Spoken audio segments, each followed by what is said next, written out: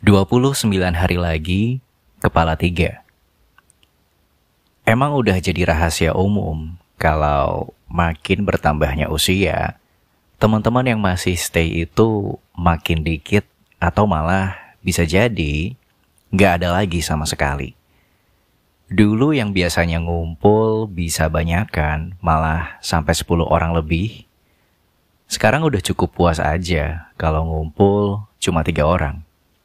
Bahkan nggak ngumpul sama siapa-siapa dan nikmatin waktu sendirian, itu juga jadi kepuasan tersendiri.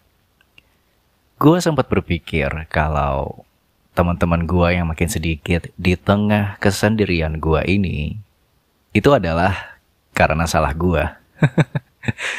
Kocak emang.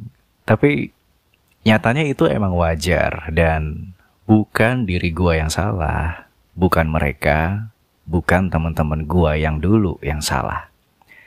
Gak ada yang salah dan nyatanya juga setiap orang pasti ngalamin fase ini.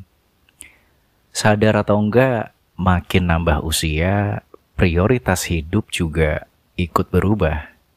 Ada yang fokus ngejar karir, ngejar mimpi, ngurus keluarga, dan lain-lain. Ditambah lagi, karena fokus ngejar sesuatu, dia yang sering main bareng sekarang bisa jadi udah kepisah jarak sama waktu. Bahkan bisa sampai lost contact. Tapi ada juga sih yang gua rasa orang yang pernah jadi teman gua itu udah beda prinsip dan gak sejalan lagi. Daripada makin runyam dan munculin drama-drama gak penting yang buat gue juga gak nyaman, gue lebih memilih buat pelan-pelan menghindar. Ya, itu juga bisa jadi pilihan teman-teman gue terhadap gue. Apalagi hal yang udah pasti. Teman-teman sejalan udah pada punya pasangan dan berproses bangun keluarga kecil idaman. Sempet terlintas dalam pikiran gue main sama siapa anjing kalau kayak gini?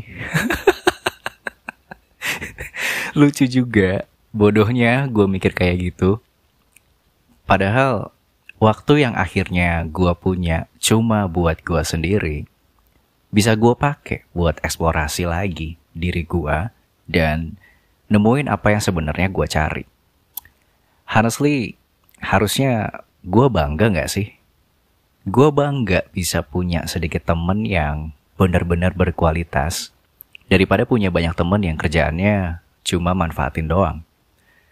Gue juga harusnya bangga bisa minimalisir drama gak penting sama orang-orang yang kerjaannya cuma nusuk dari belakang. Gue jadi punya orang-orang yang bisa gue percaya, yang emang sefrekuensi walaupun sedikit. Gue juga bisa bangga karena gue jujur sama diri gue sendiri. Buat gak lagi pertahanin temen yang emang gak gue suka.